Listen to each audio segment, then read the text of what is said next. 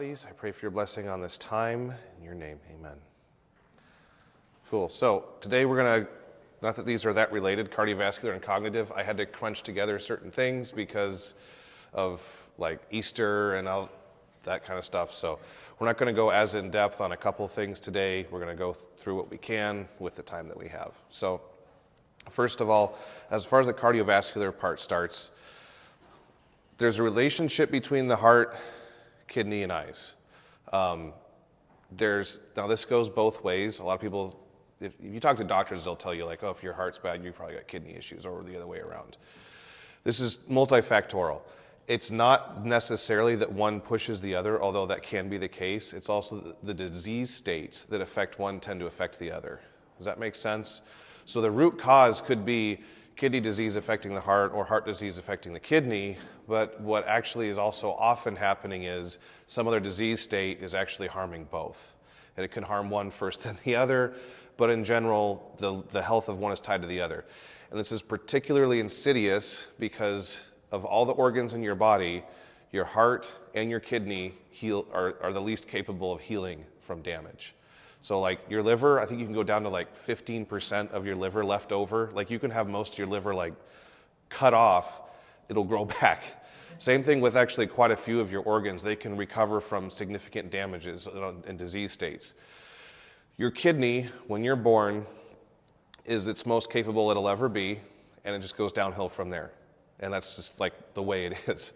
And it doesn't really heal much. You can be injured, right? You can have acute kidney injury, which is usually some sort of inflammatory state or something along those lines, but actual tissue damage, it's a filter, right? So just like the filters you have in your home, they erode. They slowly wear out. It doesn't plug up like an oil filter. We replace oil filters in our cars because they're disposable, and they slowly accumulate too much junk, and then you have to toss them. It's not like that. It's that it actually erodes. So the action of blood flowing through it and everything else eventually just wears it out very slowly. Now, if you're generally healthy, you're going to die long before your kidney fails. Like your kidney should last a long time, but well, both of them. I say your kidneys, although you can get by with one too and just be fine in general.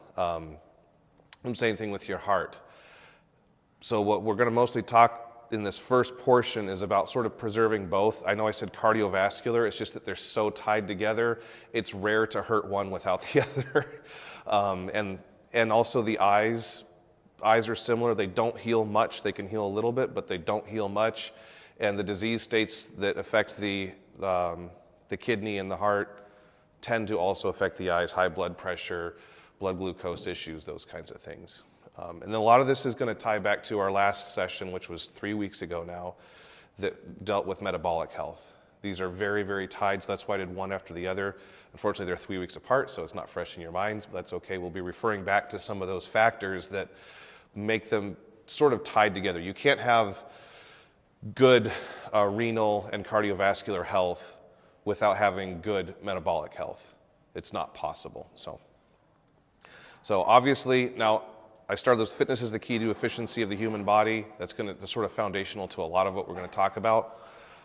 At the very end, in like whatever, we got 5 or 6 weeks left, I will we'll have specific like advice for training and that kind of thing.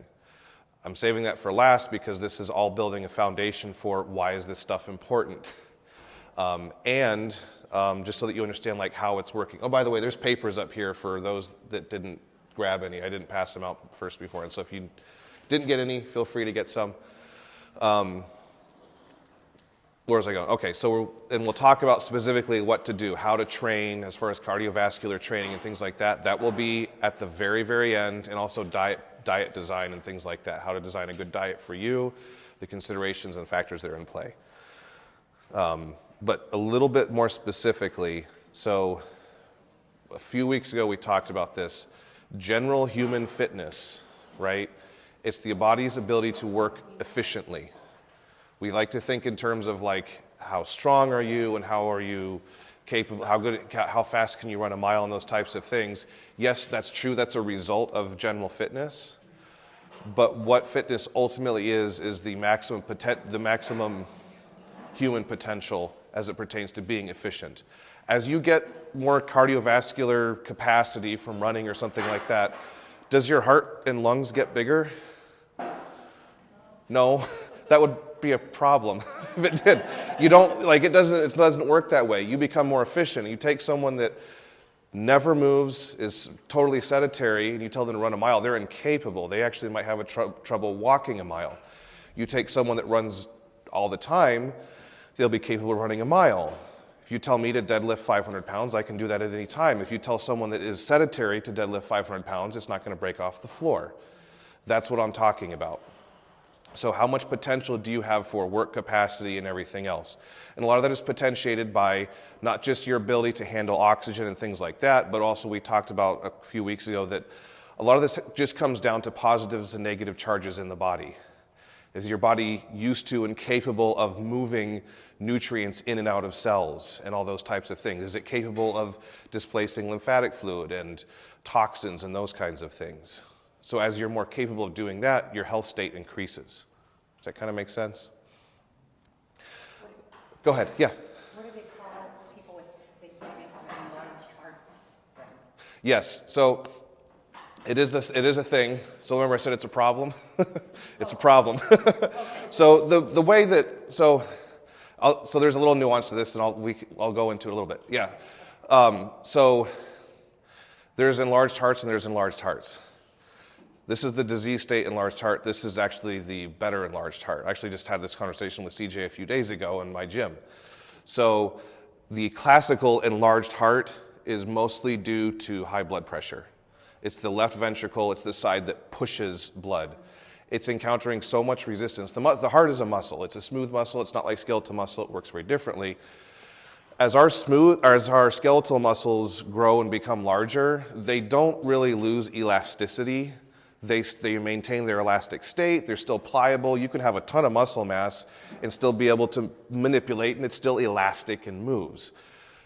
Smooth muscles like the heart are not that way. They become sort of, a term that's been used to describe it as more fibrous. So as those walls thicken, yes, they become stronger, but they don't move as well. And you need the heart to have elasticity to do its job. So it becomes stronger, but less efficient. Does that make sense? Because it's encountering so much resistance.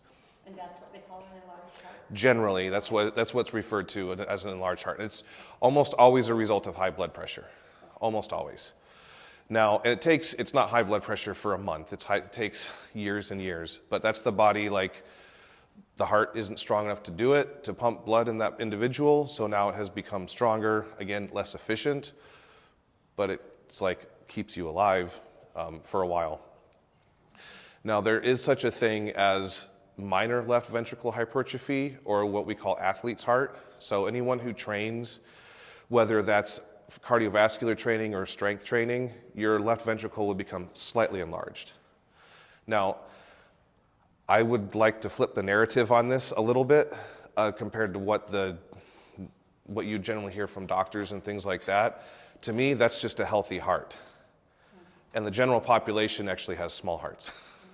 Right? If we say that someone that has a highly efficient heart has an enlarged heart, that sounds like a healthy heart to me, right? That sounds like a developed heart, a heart that's highly efficient and is enlarged just enough to be bigger. And we're talking they measure this in millimeters, how thick the heart wall is.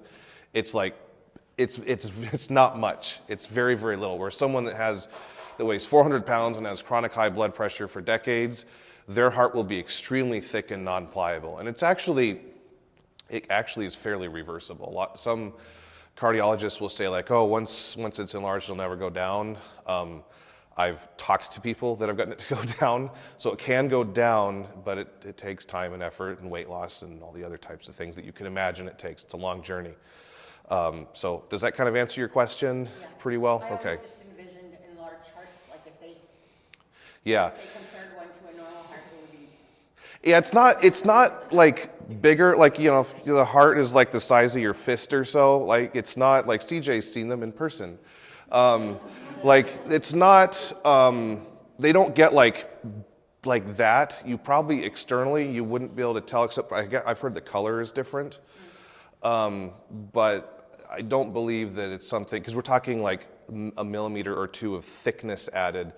There's more than that difference between probably like someone's heart that's 5 feet tall versus 6 feet tall, right? That's where the bigger differences are going to be. And some people are born with actually larger hearts, like who was the swimmer, Phelps or whatever? He has a large chest cavity, and his lungs and heart are genetically larger. That's part of why he was so capable, is because he could bring more air into his body, and his heart was actually bigger. But he didn't have an enlarged heart, the disease state. Does that make sense? Mm-hmm. Okay. Cool. That's a good question. So I haven't had a scan, but I would guarantee you guys I have an enlarged heart, slightly, not the high blood pressure kind, the slight enlarged heart, but not the disease state large heart, right? Okay. Digestive. So we talked about this before. Just going to touch on it real quick. Don't want to spend a bunch of time. Part of what helps your heart is efficient digestion. Ironically enough, right? This sounds weird, but it's true. So this goes back to metabolic health that we talked about before. You don't want to have elevated blood glucose states. You also don't want to be digesting for long periods of time. Okay, so if you eat high-fat diet, your digestion is longer, so your blood glucose will tend to be elevated a little bit longer. Insulin sensitivity drops. And what goes along with that is generally going to be more time spent digesting, and what I described before as time over curve, as far as the duration that your body is working on those things. And then of course this will go back to insulin, that kind of thing, the metabolic disease states. We want to eliminate those to protect the heart. That's ultimately what this is. Heart health is not about necessarily cardio. We'll talk about that. It's part of it. But you can't outrun a bad diet and lifestyle. You can't outrun getting 4 hours of sleep a night. You can't outrun eating sugar all the time and those types of things, or taking stimulants all the time, caffeine or energy drinks or that kind of stuff. It's not going to work. Will it allow you to maybe get away with more? Yeah, maybe, but this class isn't designed to help you get away with more. And we shouldn't be seeking to do that in life in general. It's just that, yeah, it could kind of allow you to, but if we want to talk about what's best, then it's not that. So as far as training modalities, generally we think in terms of high intensity and low intensity. It's actually high, medium, low. My general advice to most normal people that don't have athletic aspirations is you should do both. How much of one should you do, right? That's kind of important. So for low intensity, I'd recommend a total of about 2 hours a week. This is just walking. It should be to a degree that you could talk while you're doing it. It's a great way to just measure it. It should be a little difficult, like to talk. Maybe you're breathing between sentences, right? It shouldn't be so light that it's almost nothing. So you might have to walk quickly. You might have to walk uphill. If you walk on a treadmill, you set the incline, right? You don't walk straight. Don't waste your time, by the way, on a treadmill walking level. That's a waste of your time. Just put the incline up, just a little bit. Same speed, incline. Makes a big difference as far as how much work you're doing. It actually kind of makes it easier too, because you can feel like you're falling forward on a treadmill if it's level. So that's generally going to be all you need to do. You can break this up however you want. If you want to do it all on Saturday morning, cool. Doesn't really matter. People overthink this too much.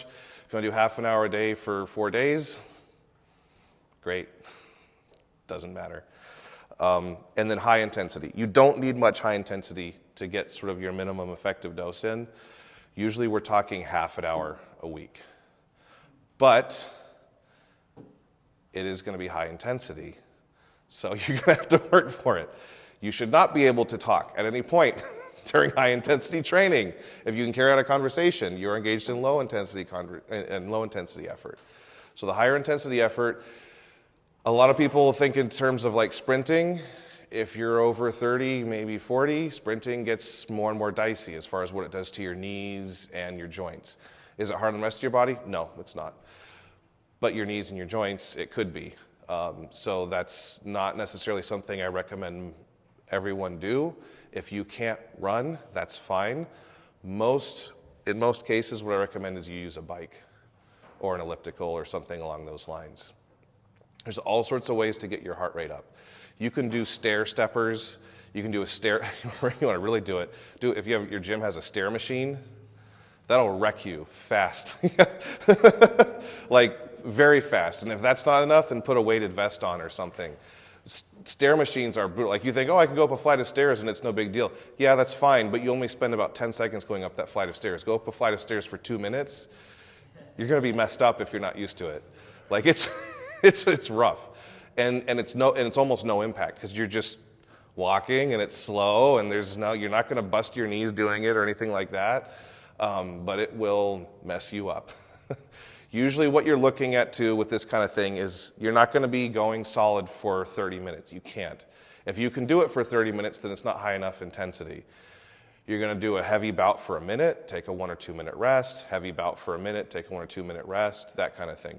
When I do this, I usually I'll run suicides in my barn, I'll carry a heavy yoke or something like that and have very short rests in between. And the other thing I do, and then we'll get into this when I talk about training, different ways to train in a few weeks. I'll also, most of my training, as far as like heavy lifting, I rest for very short amounts of time between sets, usually 1 minute. When I'm training really heavy, like it'll be 2 or 3 minutes usually at the most, unless I'm like really close to a competition where I actually am incentivized to take a full like 10-minute rest sometimes. But that's for a short amount of time. And when I do that, there's a consequence. After a powerlifting competition, I'm not in good shape. So I have a show August 10th in Seattle.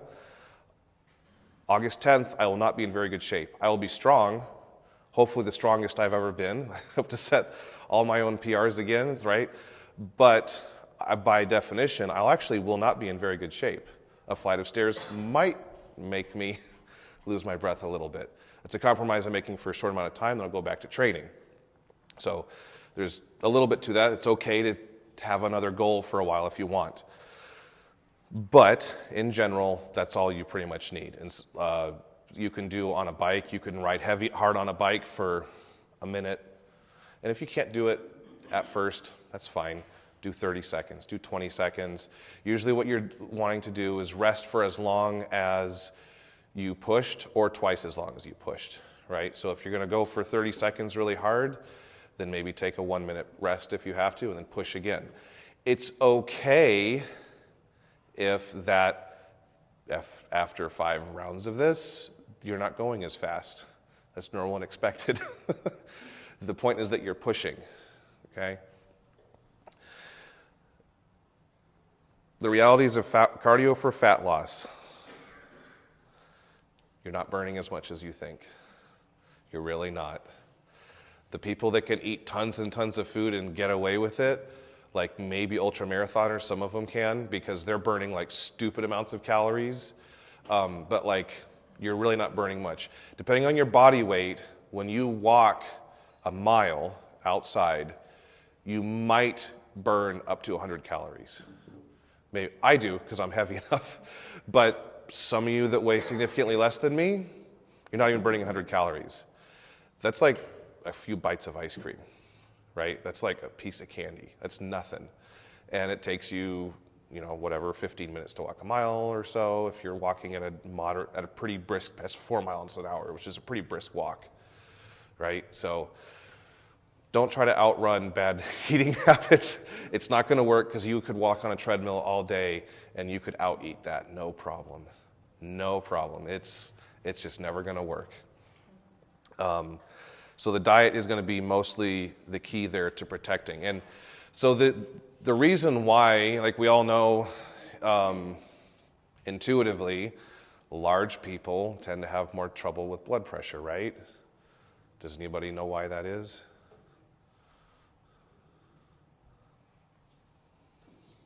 More blood to spurt. Yeah. And the tissues that blood is pumped through are more crowded. Pretty much that simple. Also, generally, if you're overweight, you tend to be in a more inflamed disease state. So all those tissues are even thicker, and it's just basic. Like if you crimp a hose, it takes more pressure to push water through it. That's what you're doing with your blood vessels. So that's why often just losing weight can make a big, big difference.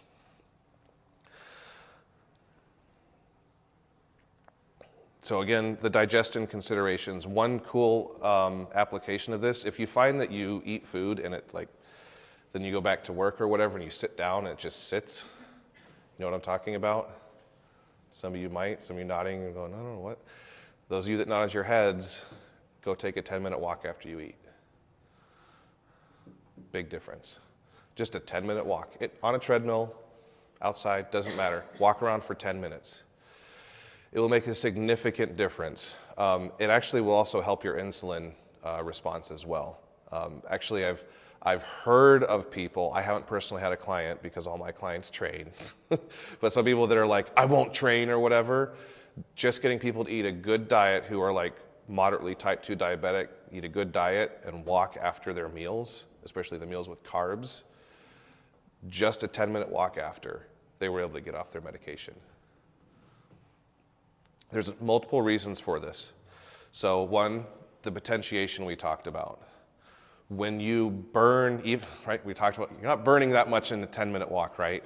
It's not much, but it is something, and so you are enhancing that insulin response so that the nutrients are going to go into the muscle tissue. Because you are burning some, and so there's going to be some replenishment. So you've sensitized the insulin receptors to do their job.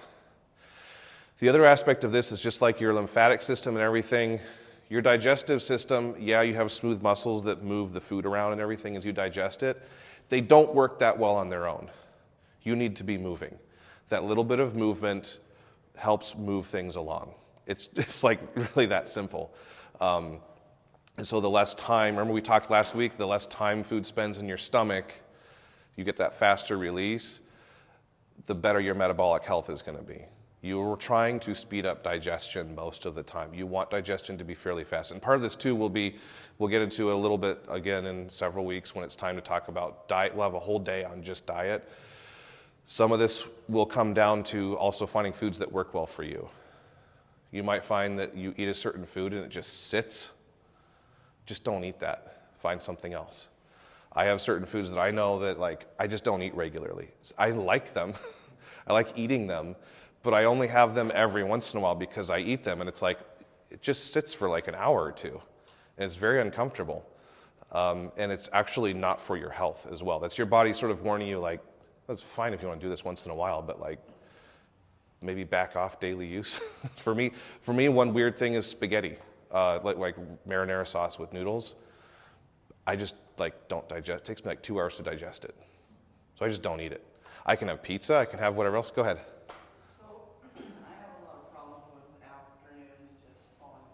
Mm-hmm. So if I did the walk right after the meal at noon, that would help?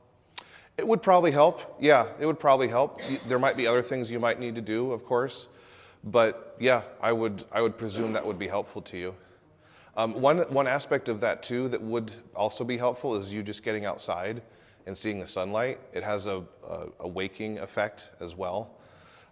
So it's twofold in that case. The afternoon slump can be caused by many things, but usually it's a metabolic thing. Usually it's a lack of natural light thing as well. It's usually kind of both, along with your body maybe being confused about circadian rhythm, which living here we're particularly vulnerable to. When it's cold, when it's dark out. Yeah, but when you go outside, and even when it's a cloudy day, your body knows that it's daytime.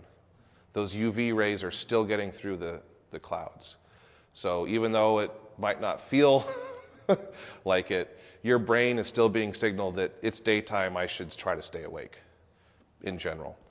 Obviously, more intense sunlight is healthier for you, but it still does have that effect. So yeah, it would probably be helpful to do that.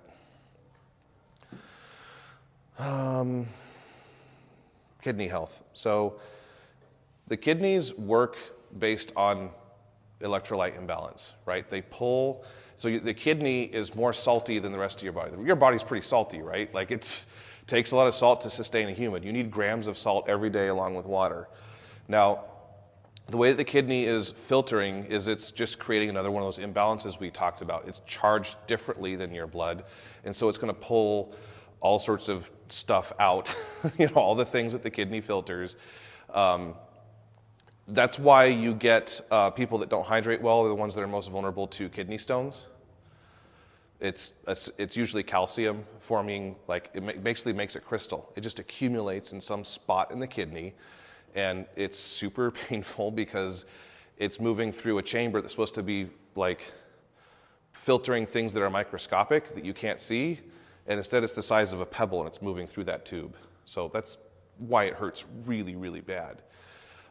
The kidney is basically, in that case, it doesn't have enough water to handle that. So those electrolytes crystallize. Pretty much that simple.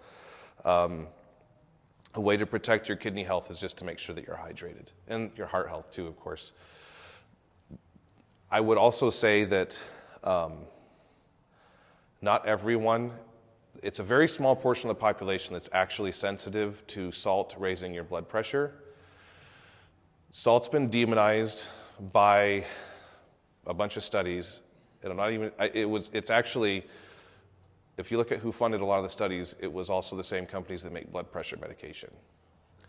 So the way that they removed salt from diets in people whose blood pressure got better in those groups was they had them start eating processed food that happened to have salt in it. That simple. So do you think it was the shake or the fries, right? So, yeah. So ultimately, and the other thing too is then they were eating less, rancid oils, and the studies are trash. I have proven for myself and a bunch of my clients, sometimes actually taking in salt is what you need. Salt allows your body to manage hydration properly in the right amounts. The right amount is going to be fairly individual to you. Some people genuinely, if they have a little bit of salt, their blood pressure will go up.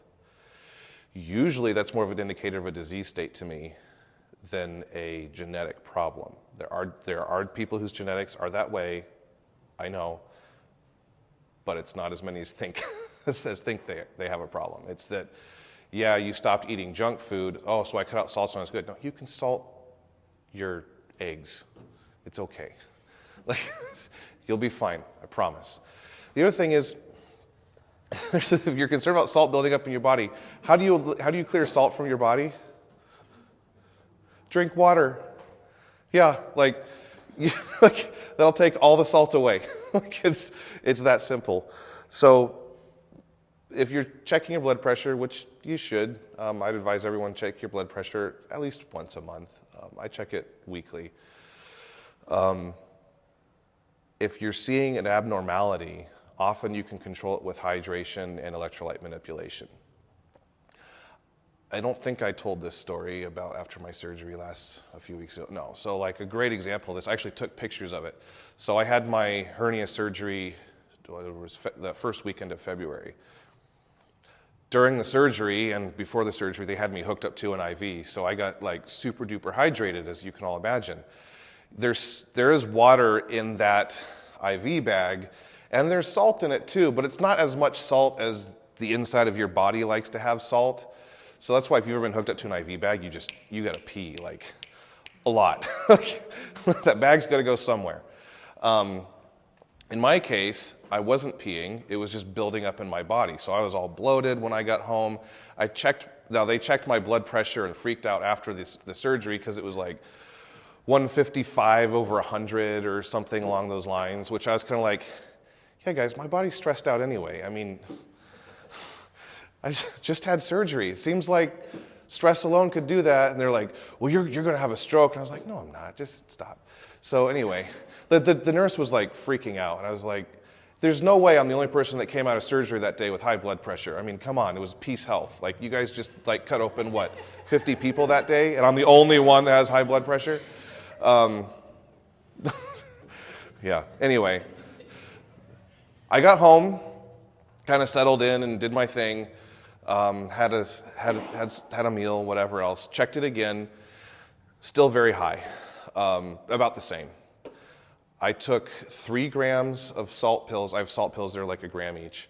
Took 3 salt pills, and immediately had to start going to the bathroom, over and over again. 15 minutes later, it was down to 130 over, I don't know, it was in the 80s or something. Still a little bit, the lower number was still a little bit high, but not bad. But like, that's all it took. My body was just like, the kidney didn't have enough salt to do its job to pull fluid out of my body. So that's what I needed. Sometimes it's the opposite, right? But you're just going to have to be cognizant of that. You also kind of, as you start paying attention to these things, be cognizant of like your hands. And are they like filled with fluid? I mean, all the women in this room that have been pregnant are like, yeah, I know about that.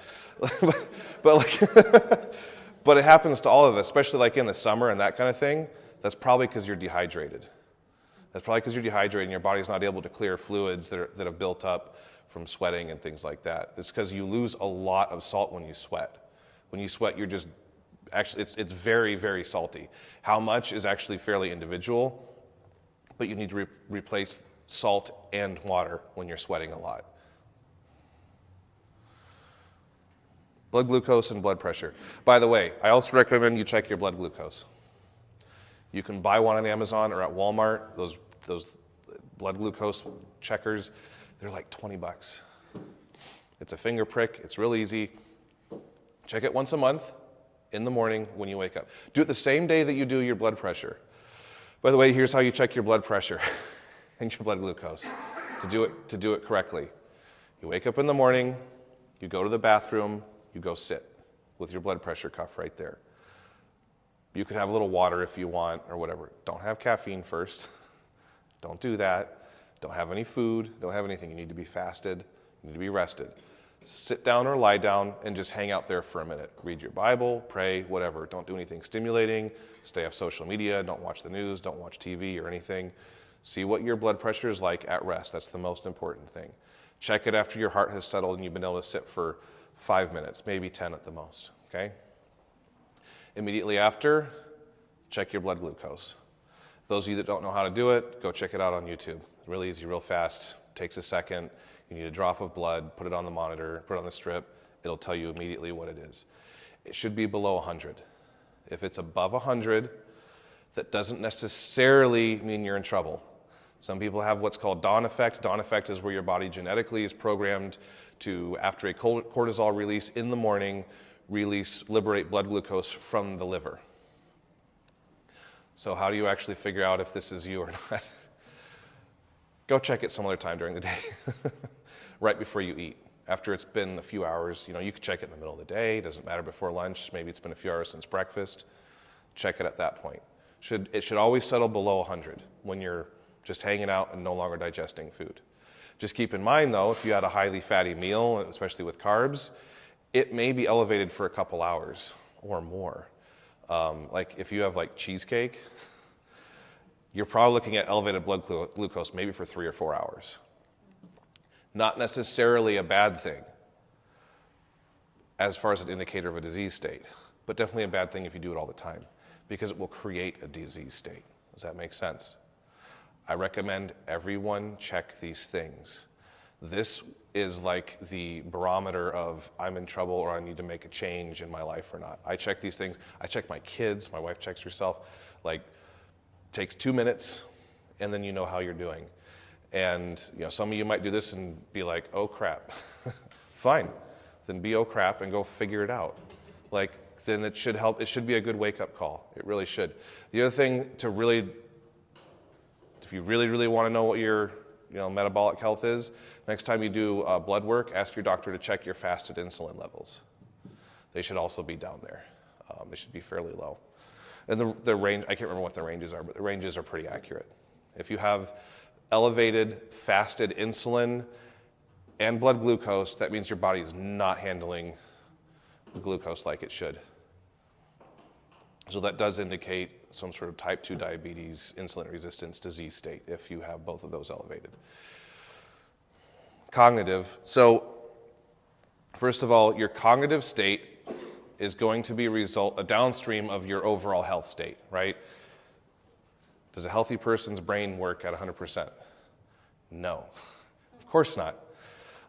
They've studied this quite significantly, even that like a short bout of low-intensity cardio has a greater cognitive enhancing effect than many drugs that are created to do so. like more than even caffeine, those other kinds of things. They actually have, there was one study that I read recently where they had people take like a multiple choice test, and they scored higher after like 10 minutes of low intensity cardio.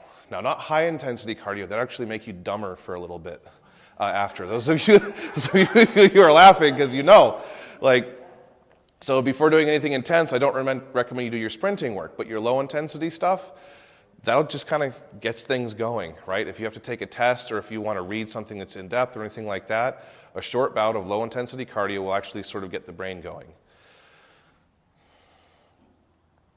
Point number 2, insulin sensitivity and cognition, dementia.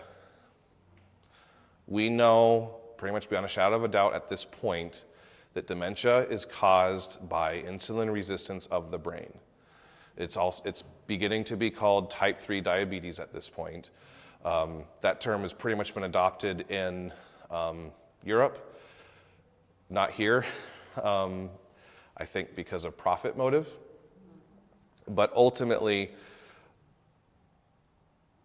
interestingly enough, most type 2 diabetes medications don't really treat it. There's something different going on in the brain. I don't think we know what it is. At least I haven't seen anybody that seems to know exactly what the mechanisms are. But what we do know is ultimately the brain is not taking in nutrients and handling them the way that it should. That's why people with dementia, their brain shrinks. I'm sure you guys have all heard of this and probably seen some of like the pictures of the scans. My great-grandfather, when he died, his brain was smaller than the size of my fist. It was this big empty cavity and there's this little tiny ball like at the back. It had just shrunk down to almost nothing. But he was also an alcoholic. He was also insulin resistant pretty much all of his life. Okay?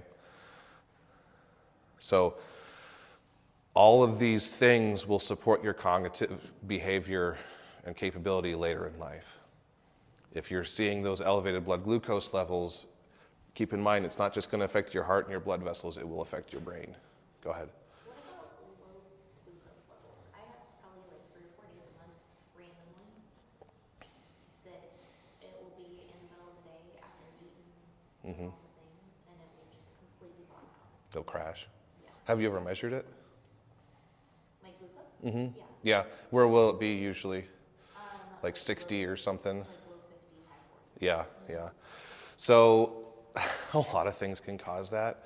Stress can cause it, especially if you had like an adrenaline dump or whatever. If you had something happen, you had adrenaline, and then that can do it. It can also just be you didn't eat enough that day. Do you know if have you tried to track any of this stuff? Yeah. So often it'll be not eating enough, stress states, and also how much sleep you got as well. So if you get, what was it? There was a study where they had people like skip or lose sleep. One night of, I think it was 3 or 4 hours of sleep, when you get tested during the day the next day, you're type 2 diabetic. One night of bad sleep basically puts you in a disease state for the day. You sleep well that night and you're fine again. But that's what it does to your insulin sensitivity.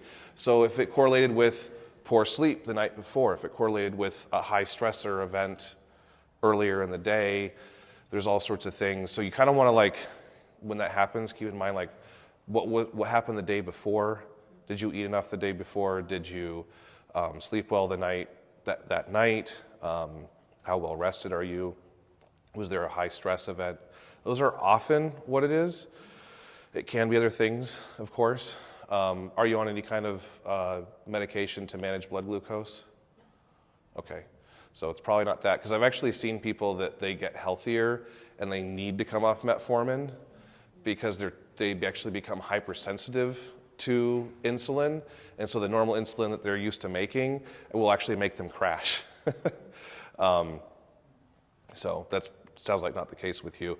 Or also they lose weight. The other one I've seen is they lose weight and they stay on their, because some type 2 diabetics are insulin dependent to further manage blood glucose, which is basically like the nuclear option, because now it's just like, all right, let's just pound those insulin receptors all day and see what's left over of them. Those people will get to a point where if they're getting healthier, they have to come off because like it can become very dangerous. What happens when then they'll drop to very dangerous levels. So, not the case with you, sounds like, but those are the things I would kind of track and keep in mind. Yeah. The other thing too is obviously training can do that. So if you trained or anything, if you did, especially sprint work, all the high intensity stuff. Low and walking won't really do it because while you walk, you burn fats. You don't really burn sugars.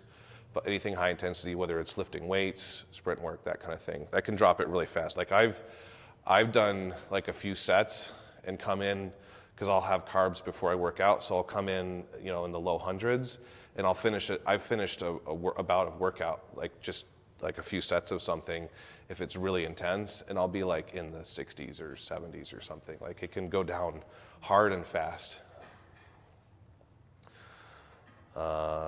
Parasympathetic versus sympathetic. Oh, that's perfect segue into the stress thing. Sympathetic versus parasympathetic. You guys have probably heard these terms. Does anybody know what they mean? Being in a parasympathetic versus sympathetic state.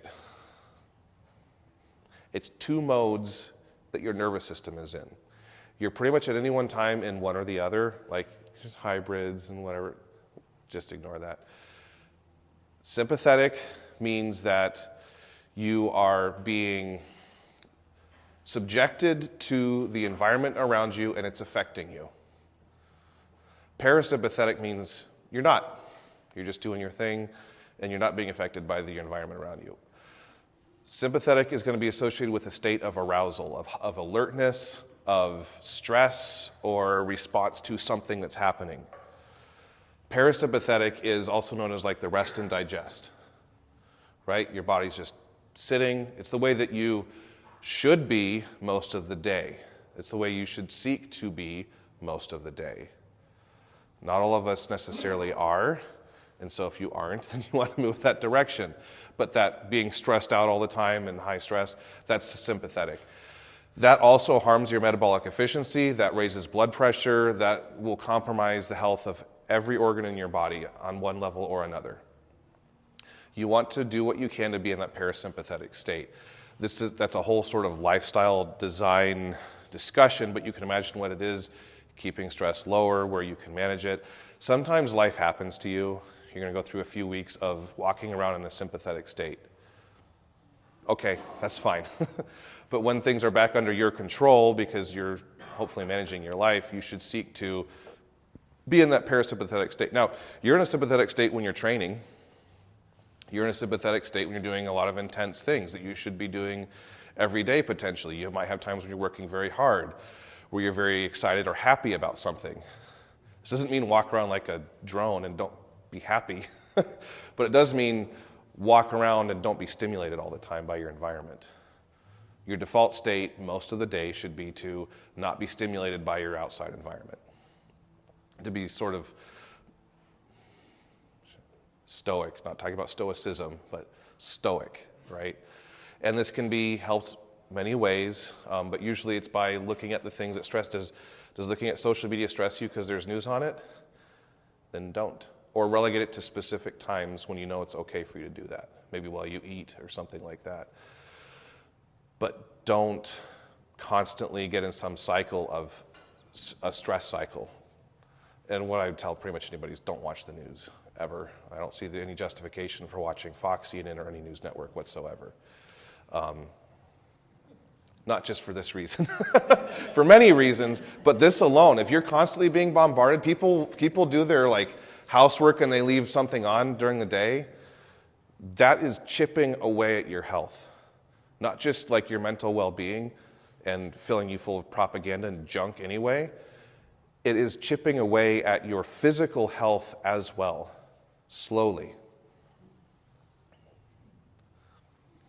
So one thing that can be helpful with this, there's a bunch of ways to reduce a stress state. If you're working and you've been sitting there focused for a while and you realize you're kind of buzzing, you're in that very sympathetic state because work's been intense or something along those lines, there's a few ways to step back and reset. One, go for a 10-minute walk outside. I don't care if it's raining or not, put on your rain gear, go outside, go walk. Another one is to go outside and jump. Sounds really weird, doesn't it? Go outside and jump. And probably half the room's like, I don't jump. I'm an adult. You can still jump. I don't care if you jump 3 inches. It's okay. If that's your maximum jump, I want you to jump as high as you can. Here's why. You go outside. It's important that you do this. You go outside. You go outside and your eyes see that UV light, that red light, that infrared, such as it is in the state of Washington in the winter. It's still there. It's still up there, trust me. You just haven't seen it in a while, but it's still there. But your eyes still see that. The jump, your body has to activate a bunch of neurons. You've been sort of in this low activation state. It's sort of like kickstart's a really gross term for what this is, but it's sort of like smacking the system around and like, hey, wake up, it's time to do something else. And it sort of like resets your state. You'll also get a dopamine release from this, which is kind of like a reward for like, oh, everything's fine, which is actually a de-stressing hormone and counteracts the cortisol that you might have been releasing due to your work stress state. So it might sound funny, but try it sometime and then tell me how it went. It does work. Yeah, that's actually perfect. Yeah. That's a great idea. Go ahead. Could you explain a little further? I heard you say go outside and jump. Yeah. Exactly what do you mean? Go outside and jump. Just jump. Do you know how to jump? Yeah. Go outside and jump. Jump once. Yeah, just once. That's fine. Yeah. Can I offer you skipping? Does that do the same? Well, no, it won't. It won't, and here's why. Skipping's not that intense. You can skip too. So, but maybe if you skip for 10 minutes, it's like a 10-minute walk. So I'll give you that. Yeah, it's just 10 skips, 1 jump. 10 skips, 1 jump. But really what we're talking about is like if you can only step outside, you've got like, okay, I've got 30 seconds. I can go outside. Go outside, look at the sun, jump, stand there for a minute, go back inside. If you don't have your full 10 minutes, right? Hit the ground with? No, it's not. It's actually like, so your legs have most of your muscle mass, right? It's your brain having to turn all those motor units on all of a sudden. Yeah, right? You've been sitting there fairly dormant. The only thing that's really been activated in your brain, if you're in a hypothetical scenario, you're working, stress levels are kind of going up, cortisol's up. You're sort of dormant and in this hypersympathetic state. This is sort of like just totally activating a different pathway in the brain. Does squatting have the same activation? It does have, actually, yes, it has a very similar. Yeah, that's why, I mean, everybody here that's done any kind of like heavier weight training, there's a de-stressing effect afterward. There's also a stressing effect, which you also know about, but there's also a systemic like, all right, we're good, right? There's a reason. So yeah, yes, it does. It's just not something you can do when you're at work and. But yes, it does have that effect, and that's why. So people that train regularly to any degree of like heavier weight training, and heavier is relative to every individual in this room, of course. It does put you in a better mental state. Your stress levels will tend to just be lower. You'll handle things in life better. I noticed that when I started training heavy, it was easier to just deal with certain things that came my way as far as life stuff. It just became easier. And that's just for many reasons. Your health state gets better. You also just sort of de-stress. You have that, 4 times a week where I get to just sort of purge mentally. And part of it too is just the practicality. We can talk about all the chemical stuff. There's also just the practical element of if you're training heavy, during that time, you're all in. So you kind of end up putting off the other stuff that's going on in your life for that hour of training or whatever it is. So like, don't discount that either.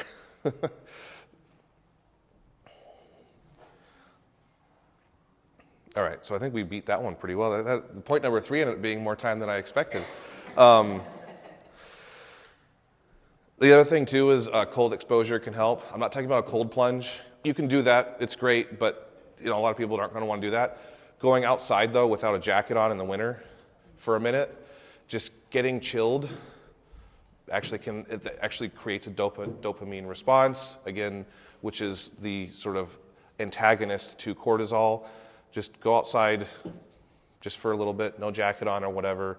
Let yourself be cold for a little bit. It's okay, you won't die, I promise. You won't get hypothermia. It's not that cold here anyway. It's like in the 50s already. Like, you'll be fine. Just let yourself be chilled for a minute or two. Take in the air and go back inside. And maybe jump while you're at it. Yeah. So finally, cognitive decline prevention. So obviously, we'll get to the specifics of this, but it's going to be getting enough sleep, getting enough activity, getting outside enough. And if you struggle with getting outside enough, you can buy UV light, infrared light, red light therapy. We'll talk about those things specifically. Those help a lot, especially here, because we don't, even if you have to be in the winter here, you'd have to be outside all the time to get adequate sunlight just to preserve your circadian rhythm. And that's not a reality most of us can embrace. So you can actually get a lot out of those lights. They're not very expensive. You don't have to get the $1,000 ones. You really don't.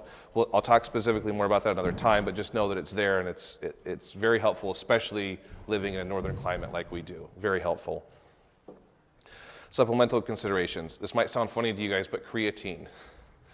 Creatine, a lot of people think it's for like growing muscle and all that stuff. It's for all sports and athletic performance, yes. It actually has been shown to counteract dementia specifically. It actually has been shown to enhance cognition. Not acutely, so don't think it's something that you can take creatine in a drink and then you're immediately going to be clear-headed or anything like that. It actually takes 2 weeks to build up. It does nothing like...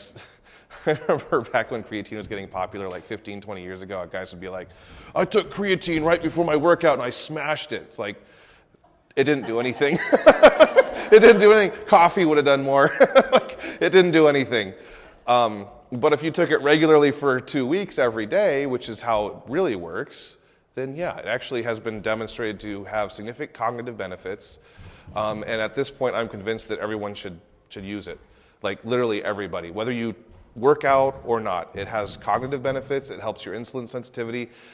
It actually reduces, what's the regulative hormone that reduces muscle growth? It starts with an M and I'm forgetting what it is. Anyway, it actually can lead to having a little bit more muscle mass even if you don't train, which the point of this is not to see what you can get away with, but even, and of course, to those that do train, it's even more profound. It tastes like chalk.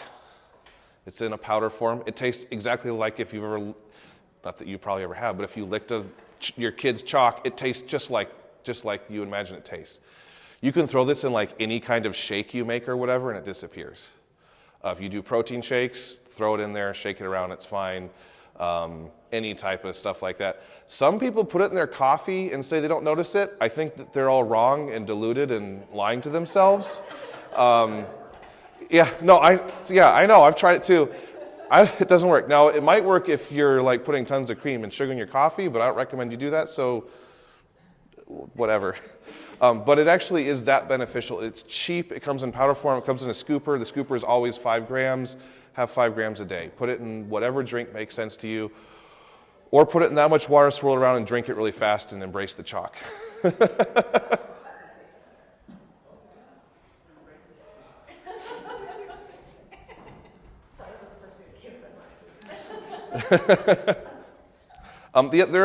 There are some other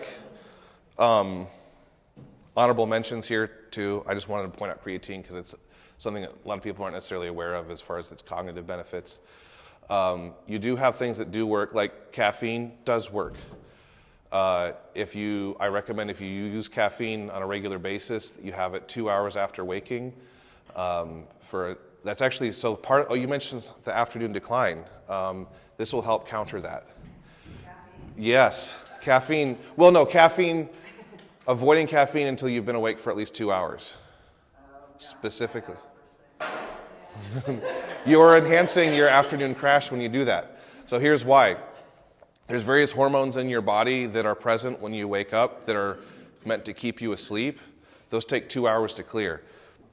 Caffeine keeps your... I know. I know. It's a vicious cycle.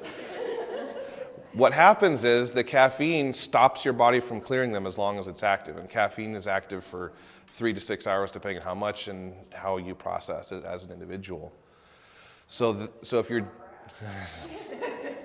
Exactly. And the 2 o'clock crash can be from more than one thing, of course, but this can be one of many factors.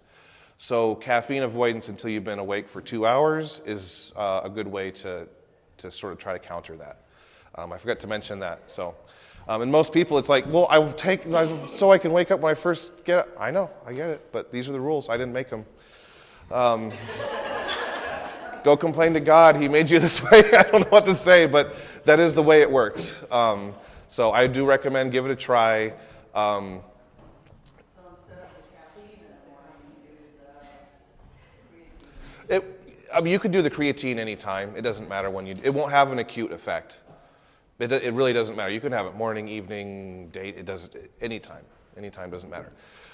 Morning wakefulness is usually a product of consistent sleep patterns and a well-protected and regulated circadian rhythm, which has to do with daylight exposure, limiting artificial light exposure in the evening, and all those other types, and metabolic health.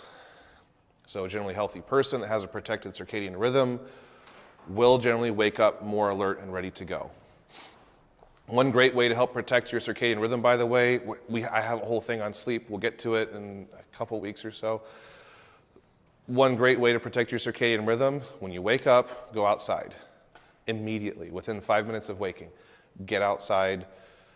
Don't put any extra clothes on to get warm or anything like that. Let yourself be chilled and cold. You only need 1 minute. 1 minute. That's it. 1 minute. I did it when it was 5 degrees early January. It sucked in my boxers.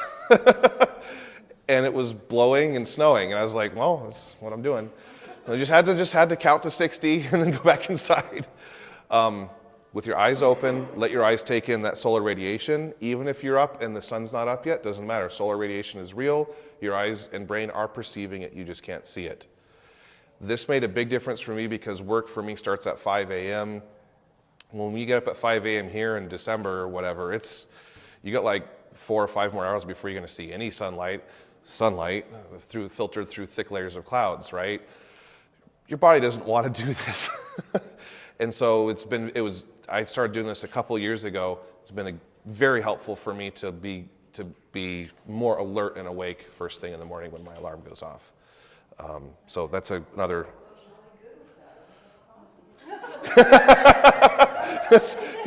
It's warm.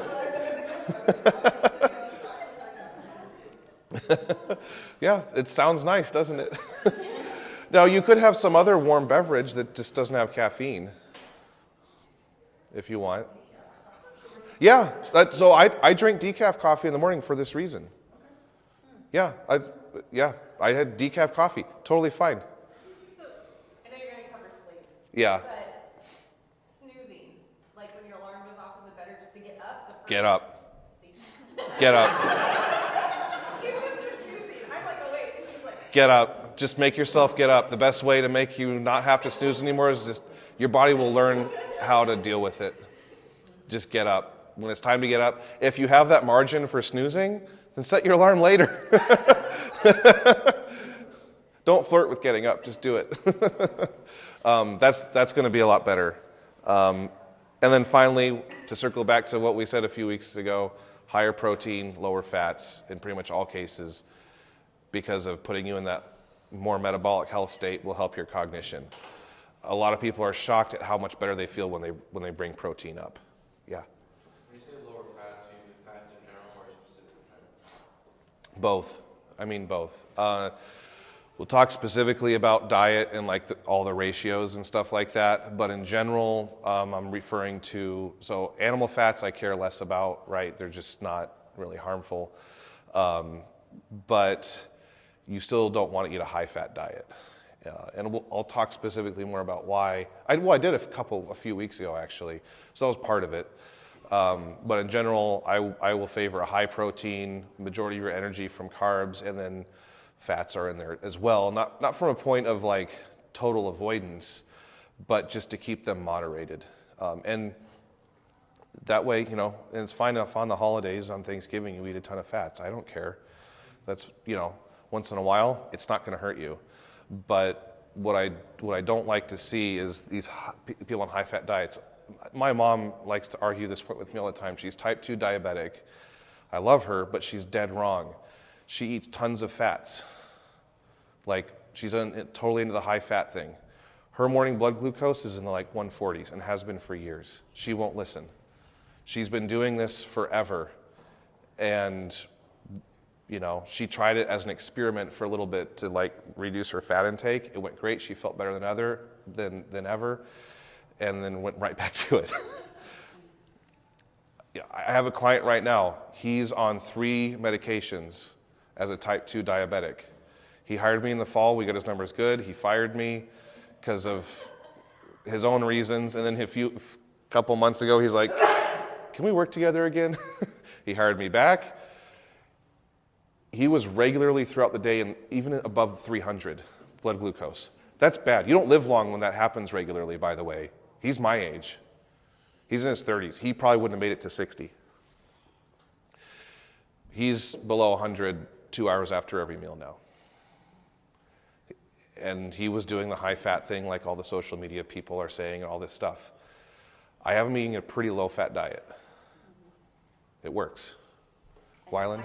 Oh, go ahead. Sorry. No, go ahead. I had ketoacidosis because of that. Yeah, it'll you can get fatty liver disease and I yeah. wouldn't listen to what they told me to do, and it does catch up with you. It does. It's going to get you. Yeah, You it'll just got to have a second chance. it'll mess you up if you follow some of that advice. Yeah, and I've also seen the other blood work. You're not going to have any testosterone, all that stuff we talked about a little while ago. Nobody on carnivore has good testosterone levels. And it's not good. I've seen the numbers. All these people are like, oh, you got high testosterone? Show me your lab work. I've seen the lab work. And I've also talked to guys that work at men's clinics who've seen thousands of blood work. The vegans and the carnivore and the keto guys, they all look the same, by the way. They all have no testosterone. Wyland. I'm wondering, nuts, where do nuts work in this? Because I'm kind of addicted to Costco mixed nuts with salt. Mm-hmm. I like the salt, I like the crunchiness of it. Yeah. What can you tell us about nuts? Are they good, bad? I think they're fine in moderation. There's not much in the way of particular nutrients that are in them that you can't get elsewhere. So you're not getting anything that you can't get elsewhere that I'm aware of. They do tend to be hard to digest, and a way to counteract is a funny term, right? But a way to compensate for it to a certain degree would be to have more fiber in your diet, so more vegetables. I would recommend with nuts limiting them. Now, I will say Brazil nuts have the highest dose of selenium, which is needed for thyroid function. Like 1 per day is more than enough selenium for most people. And in fact, but also because of this, you don't want to eat too many Brazil nuts if you're in those mixed bags and you see the Brazil nuts are the big ones. They're the big, it looks like the cut off the tip of my pinky, like they're the biggest nut in there usually. Don't eat a bunch of those because your fingers will get really tingly and like it's actually like not good. Go ahead. It just occurs to me that squirrels eat nuts. Yeah. Squirrels seem rather healthy. Yeah, and cows eat tons of grass and they're mammals too. Yeah, but they don't run around like squirrels do. No, they don't. They don't climb trees. No, they're a totally different organism from you. It's just, I don't care what squirrels eat. You eat squirrels. So let them do that for you. But it's just like, this is like the people that argue veganism and vegetarianism because well, look at gorillas, they're jacked and they eat almost a totally vegetarian diet, right? Yeah, they eat 40 pounds of grass a day. And they also have an enzyme that you don't have that turns collagen into protein. So you can't do that. What animals do and what we do, the closest thing you are to in the normal animal kingdom as far as digestion is actually a pig. Not that I'm calling you a pig personally, Wyland.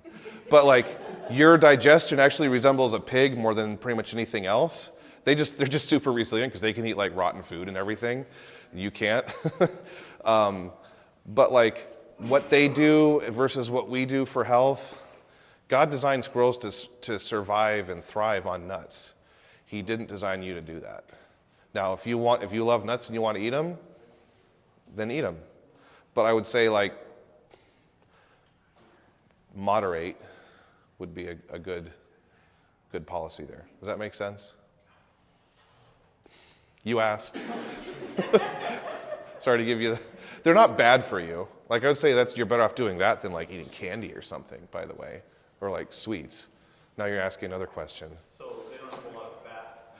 They do. They have quite a bit of fat, yeah. They have quite a bit of fat, and it's not bad fats, really. They just, if that's where you want to get some of your fats, that's okay. Again, I would just say watch it. It tends to cause digestive distress for a lot of people. And some of them, like the hulls, kind of can be difficult to digest and that kind of thing. And again, there's not much in the way of... So one thing that... And we'll talk about this more on the diet thing. I know we're going over a little bit, but food is fuel, right? Day to day, in our day-to-day living, every day, we should be looking at food as fuel. We should try to enjoy it enough. I mean, that's nice. That's why God made seasonings and spices and things like that. But it's fuel ultimately. It's only for celebration and recreation once in a while, right? And that's good. That God made it for us to do that. That's why we have holidays, and that's why in Israel they had feasts. It was actually to enjoy what God had provided. It was actually supposed to be a recreational use of food, was part of what was going on. So I'm not saying never enjoy your food. Enjoy your food. I enjoy food all the time. But self-control is a fruit of the Spirit. Don't quench the Spirit. And you're going to have to deny certain things and not look at food recreationally all the time, which is really hard to do in America because we're basically encouraged to just play with food all the time, right? And enjoy. Think in terms of what is it going to do to me? What do I need now? How is it going to make me feel later? Not how is it going to make me feel when it's in my mouth? Because it's going to spend a minute in your mouth. You're going to spend hours feeling the results of whatever you ate. And years, actually, with habitual abuse of certain foods, right? So I'm going to pray for us real quick, and then we can dismiss. Father, thank you for this morning. I pray for your blessing on the message that Dave will be bringing today. Pray for the worship team as they lead us. Thank you for bringing us all together today. In your name, amen.